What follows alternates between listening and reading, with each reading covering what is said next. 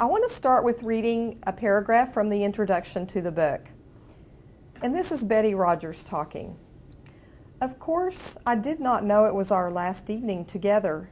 The California night was cool, and as we sat in the grandstand at Gilmore Stadium, I remember thinking there was something incongruous about a rodeo under floodlights.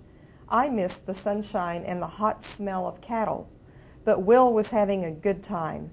Since the old Indian Territory days when he had taken part in them himself, Will had never lost his delight in the rodeo contests, calf roping, bulldogging, and bronc riding. Even tonight he could not stay away, although his bags were packed and he was taking the 11 o'clock plane to San Francisco on the first leg of his flight to Alaska. Sitting there in our box under the floodlights, I watched him grin and wave to the contestants as they rode by on the tan bark.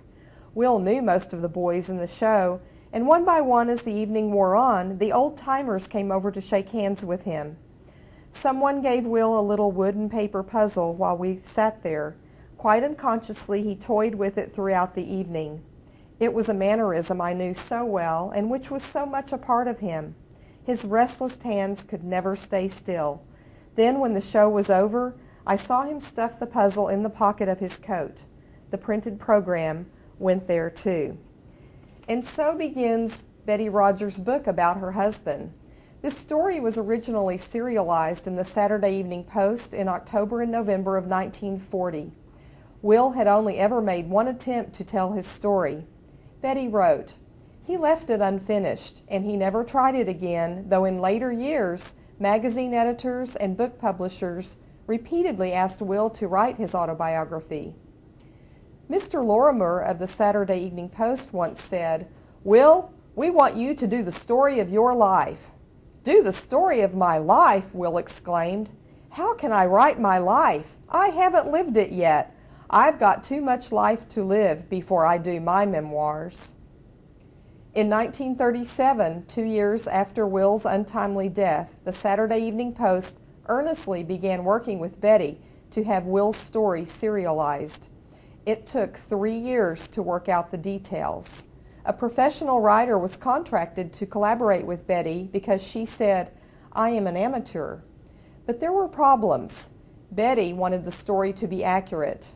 And, in the end, no one could tell Will's story as well as Betty. So she did it her way. 1 year after the serialized version appeared in the Saturday Evening Post, Betty published the book. In this book you will learn about Will's childhood and family, his long courtship of Betty, his worldwide travels, his humanitarianism, and the many facets of his career and life.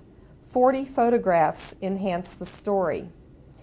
You also will hear about an episode where Will actually came to Stillwater, Oklahoma, and to Oklahoma State University in 1931 as part of his drought relief tour.